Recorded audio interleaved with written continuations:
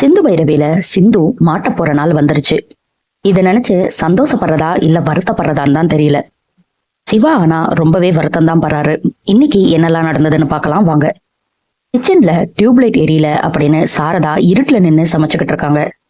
எனக்கு தெரிஞ்ச எலக்ட்ரிஷியன் ஒருத்தர் இருக்காருமா, கூட்டிட்டு வரேன் அப்படின்னு சொல்லிட்டு போய் ஆறுமுகத்தை கூட்டிட்டு வர்றாங்க பைரவி. பல்பு ஃபியூஸ் போன மாதிரி எல்லாம் தெரியலையே, டெஸ்டர் கொண்டு வா பைரவின்னு ஆறுமுகம் கேட்கிறாரு. பைரவி கொண்டு வந்து தர்றாங்க. அதுக்கப்புறம் பைரவிக்கு ஒரு போன் வருது, அதை பேசுறதுக்காக போயிடுறாங்க. தூசியாலதான் பல்பு எரியலங்கிறத ஆறுமுகம் கண்டுபிடிச்சு ஒரு வழியா பல்பை எரிய வச்சிடறாரு.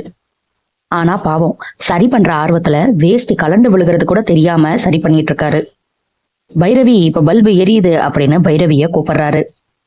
பைரவி வந்து ஆறுமுகத்தை அந்த கோலத்துல பார்த்தோன்னே ஐயோ கருமம் கருமம் அப்படின்னு தலையிலேயே அடிச்சுக்கிறாங்க. வேஷ்டிய கட்டு அப்படின்னு சொல்றாங்க. லைட்டுக்கு எதுக்கு வேஷ்டியை கட்டணும் அப்படின்னு ஆறுமுகம் கேட்க, பல்பு உன்னோட வேஷ்டியை கட்டு அப்படின்னு பைரவி ஆறுமுகத்தை எப்பயும் போல திட்டுறாங்க. ஆறுமுகம் டக்குன்னு கீழே குனிஞ்சு பார்த்துட்டு ஐயோ மானம் போச்சே, மரியாதை போச்சே, கற்பு போச்சே அப்படின்னு புலம்புறாரு. அதெல்லாம் ஒண்ணும் போல என் கண்ணு தான் போச்சு அப்படின்னு பைரவி சொல்றாங்க. அவசர அவசரமா ஆறுமுகம் வேஷ்டியை கட்டுறாரு. நீ பார்த்ததை யார்கிட்டயோ சொல்லிடாத அப்படின்னு ஆறுமுகம் சொல்றாரு. ஆமா, பெரிய உலக அதிசயத்தை காமிச்ச போ அப்படின்னு சொல்லிட்டு தலையில அடிச்சுட்டு அங்க இருந்து கிளம்பிடுறாங்க. தலையில அடிச்சுட்டு பைரவி வெளியே போறத சிந்து வர்ற வழியில பாக்குறாங்க.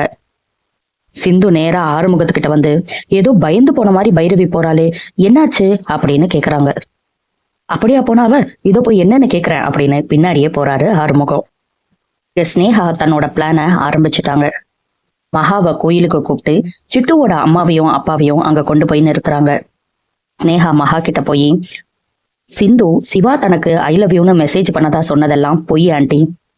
பொய்ன்னு நம்மளுக்கு தெரியும், ஆனா யாரு பண்ணதுன்னு நம்ம தேடிட்டே இருந்தோம்ல, அது வேற யாரும் இல்ல, சிட்டு தான். அவதான் போனை கொண்டு போய் சிந்து கிட்ட கொடுத்துருக்கா. சிந்து தனக்குத்தானே அந்த மெசேஜை அனுப்பியிருக்கா.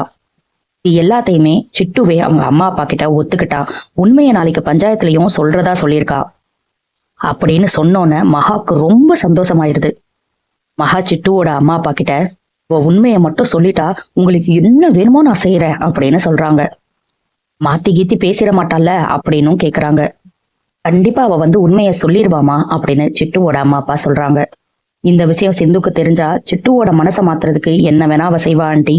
அதனால அவங்க வீட்டுல இன்னைக்கு நைட் இருக்க போறது கிடையாது, என்னோட கெஸ்ட் ஹவுஸ்ல தான் இருக்க போறாங்க அப்படின்னு ஸ்னேகா சொல்றாங்க. நாளைக்கு எல்லாரையும் கூப்பிட்டுட்டு பஞ்சாயத்துக்கு வந்துருங்க ஆண்டி. சிட்டு உண்மையை மட்டும் சொன்னா இவங்களுக்கு நான் லைஃப் டைம் செட்டில்மெண்ட் பண்றதா சொல்லியிருக்கேன்.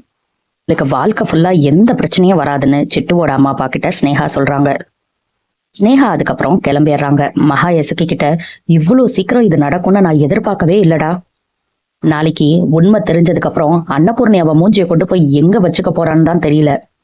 நாளையோட எல்லா பிரச்சனையும் தீரப்போகுது, வா வீட்டுல போய் எல்லார்கிட்டயும் இதை சொல்லலாம் அப்படின்னு நேரா வீட்டுக்கு போறாங்க. அங்க போய் ஐஸ்வர்யா கிட்ட சொல்லி அவங்க அப்பாவையும் ஹாலுக்கு கூப்பிடுறாங்க. அக்கா கிட்ட ஒரு விஷயம் சொல்ல போறேன், நீங்களும் இங்க இருக்கணும்னு தான் கூப்பிட்டேன் அப்படின்னு மகா சொல்றாங்க. அக்கா, சிவா தானே சிந்துக்கு ஐ லவ் யூ மெசேஜ் அனுப்புறதா எல்லாரும் நம்பிக்கிட்டு இருக்கீங்க. அது கிடையாதுக்கா, அனுப்புனது சிந்து தான். இத நாளைக்கு ஸ்னேகா பஞ்சாயத்துல நிரூபிக்க போறா, அதுவும் ஆதாரத்தோட நிரூபிக்க போறா. நீங்க மண்டபத்துல சொன்னது உங்களுக்கு ஞாபகம் இருக்கா? சிந்து செஞ்சதெல்லாம் பொய் பித்தலாட்டோன்னு நிரூபிச்சா ஸ்னேகாவையே சிவாக்கு கல்யாணம் பண்ணி வைக்கிறதா நீங்க வாக்குறுதி கொடுத்திருந்தீங்க. நாளைக்கு அது நடக்க போகுதுக்கா. எனக்கு தெரியும் நீங்க கொடுத்த வாக்க எப்பவுமே மாத்த மாட்டீங்கன்னு. நாளைக்கு சிந்துவை நீங்களே வீட்டை விட்டு விரட்டி அடிச்சு ஸ்னேகாவை சிவாக்கு கல்யாணம் பண்ணி வைக்க போறீங்க பாருங்க. நான் நினைச்சதெல்லாம் நடக்க போகுது. அந்த சிந்துவை இந்த வீட்டை விட்டு நான் துரத்த போறேன் அப்படின்னு மகா சொல்றாங்க. என்ன மகா சொல்ற, எனக்கு ஒண்ணுமே புரியலன்னு அன்னபூர்ணி கேட்க, நீங்க நாளைக்கு பஞ்சாயத்துக்கு வாங்கக்கா, உங்களுக்கு எல்லாமே புரியும் அப்படின்னு சொல்றாங்க. ஸ்னேகா நிரூபிக்கட்டும், அதுக்கப்புறம் நடக்கிறதெல்லாம் பேசிக்கலாம், இப்ப நீ கிளம்பு அப்படின்னு அவர் ஹஸ்பண்ட் சொல்லிடுறாங்க. சிந்து வீட்டுக்கு போய் இதை சொல்லணுங்கிறதுக்காக ஆறுமுகமும் அன்னபூர்ணியும் சிந்து வீட்டுக்கு கிளம்புறாங்க. ஆறுமுகத்துக்கிட்ட நடந்த எல்லாத்தையுமே அன்னபூர்ணி சொல்றாங்க. சிந்து அப்பேற்பட்ட ஆளு இல்லம்மா, கண்டிப்பா அவங்க அப்படியெல்லாம் பண்ணியிருக்க மாட்டாங்கன்னு ஆறுமுகம் சொல்றாரு. சிவாவும் அப்படி பண்ணியிருக்க மாட்டாங்கன்னு யாருமே நம்ப மாட்டேங்கிறாங்க. இதை பத்தி சிவா கிட்ட கேட்டியாமான்னு ஆறுமுகம் கேட்க, கேட்டேன்பா. அவன் ஆனா எந்த பதிலுமே சொல்லாம அங்க இருந்து நகர்ந்து போயிட்டான். எனக்கு அதுதான் ரொம்ப பயமா இருக்கு அப்படின்னு அன்னபூர்ணி சொல்றாங்க.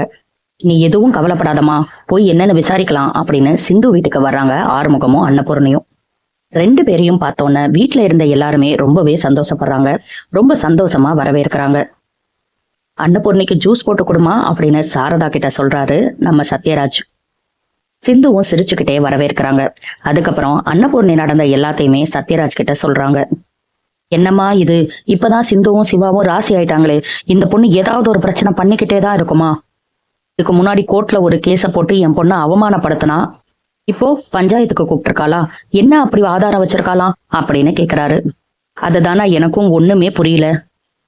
பொய் சாட்சியை வச்சு சிந்துவையும் சிவாவையும் பிரிக்கிறதுக்காக கோர்ட்ல ஒரு நாடகம் போட்டா ஸ்னேகா. இப்போ எந்த ஆதாரத்தை கொண்டு வந்திருக்கான்னு தெரியல அப்படின்னு அன்னபூர்ணி சொல்றாங்க. எந்த ஆதாரமா இருந்தாலும் அது கண்டிப்பா பொய்யாதான் இருக்கும். என் பொண்ணு அந்த மாதிரி ஒரு விஷயத்த செஞ்சிருக்கவே மாட்டா அப்படின்னு சத்யராஜ் சொல்றாரு. இதெல்லாம் கேட்கும்போது சிந்துக்கு இடி விழுந்த மாதிரி இருக்கு. சிவா இதுக்கு என்ன சொல்றாரு அப்படின்னு பைரவி கேக்குறாங்க. அவன் எதுவுமே பேசலமான்னு அன்னபூர்ணி சொல்லிடுறாங்க. நாளைக்கு பஞ்சாயத்துக்கு வர சொல்லியிருக்காங்கன்னா சிந்துவை கூப்பிட்டுட்டு அங்க வாங்க, என்ன நடக்குதுன்னு பாப்போம் அப்படின்னு அன்னபூர்ணி சொல்றாங்க. கோர்ட்ல வச்சு சிந்துவை அவமானப்படுத்தும் போது அவங்கள என்ன விதமா கவனிக்கணுமோ அப்படி கவனிச்சிருந்தா இவ்வளவு தூரம் வந்திருக்க மாட்டாங்க. இப்ப மறுபடியும் சிந்துவோட வாழ்க்கையில விளையாண்டுகிட்டே இருக்காங்க அப்படின்னு சத்யராஜ் கோவப்படுறாரு. நம்ம சிந்துவை பத்தி நம்மளுக்கு தெரியாதா, பஞ்சாயத்துல பாத்துக்கலாம்னு சொல்லிட்டு அன்னபூர்ணி கிளம்புறாங்க. சிந்துவை பத்தின உண்மையை தெரிஞ்சா இவங்க எல்லாரும் எப்படி மாறுவாங்கன்னு தான் தெரியல. சிந்து அடுத்து நேரா எங்க போவாங்க? சிட்டு கிட்ட பேசலான்னு சிட்டுவோட வீட்டுக்கே போறாங்க. ஆனா வீடு பூட்டி இருக்கு. சரி, போன் பண்ணி பார்க்கலாம் அப்படின்னு போன் பண்ணா மொபைல் ஸ்விட்ச் ஆஃபா இருக்கு. என்ன பண்றதுன்னு தெரியாம கோயில்ல உட்காந்து அழுதுகிட்டு இருக்காங்க. சிவா கிட்ட பேசலான்னு சொல்லி சிவாக்கு போன் பண்றாங்க. டாக்டரே, உன்கிட்ட ஒரு முக்கியமான விஷயம் பேசணும், நேர்ல வரியா அப்படின்னு கேக்குறாங்க. எங்க இருக்க அப்படின்னு கேட்டுட்டு சிவாவும் நேர்லயே வராரு. சிவாவை பார்த்தோன்னே இன்னும் ரொம்பவே அலறாங்க சிந்து. நான் எதை பத்தி பேச போறேன்னு உனக்கு கண்டிப்பா தெரிஞ்சிருக்கும். நான் பண்ண தப்புக்கு என்னைக்காவது ஒரு நாள் தண்டனையை அனுபவிச்சுதான் ஆகணும். இன்னைக்கு ஸ்னேகா எதை நிரூபிச்சாலும் ஸ்னேகா மேல நான் எந்த கோபமும் பட போறதில்ல. நான் பண்ண தப்புக்கு தண்டனையை நாளைக்கே அனுபவிச்சுக்கிறேன் டாக்டரே அப்படின்னு சொல்றாங்க சிந்து. சிவா எப்பவும் போல எதுவுமே பேசாம சோகத்தோட நிக்கிறாரு. இதோட இன்னைக்கு எபிசோட முடிச்சுட்டாங்க. எனக்கு என்ன நடக்கும்னு தோணுதுன்னா, உண்மை வெளியே வரதான் போகுது. மொத்த குடும்பமும் சிந்துவை கேவலமா நினைக்க போகுது. சிந்து மேல பயங்கரமா கோவப்பட போறாங்க. நான் சப்போர்ட்டுக்கு நிக்க போறது சிவாவா இருக்க போகுது. இவ்வளவு நாள் எல்லாரும் சப்போர்ட்டா இருந்தாங்க, சிவா கோவப்பட்டுட்டு இருந்தாரு. இப்போ எல்லாரும் கோவப்பட போறாங்க, சிவா சப்போர்ட் பண்ண போறாருன்னு நினைக்கிறேன். என்ன நடக்க போகுது, கதையை எப்படி கொண்டு போறாங்கன்னு நம்ம பொறுத்திருந்து பார்க்கலாம். அடுத்தடுத்து சிந்து பைரவியில என்ன நடக்குதுன்னு தெரிஞ்சுக்க சப்ஸ்கிரைப் பண்ண மறந்துடாதீங்க.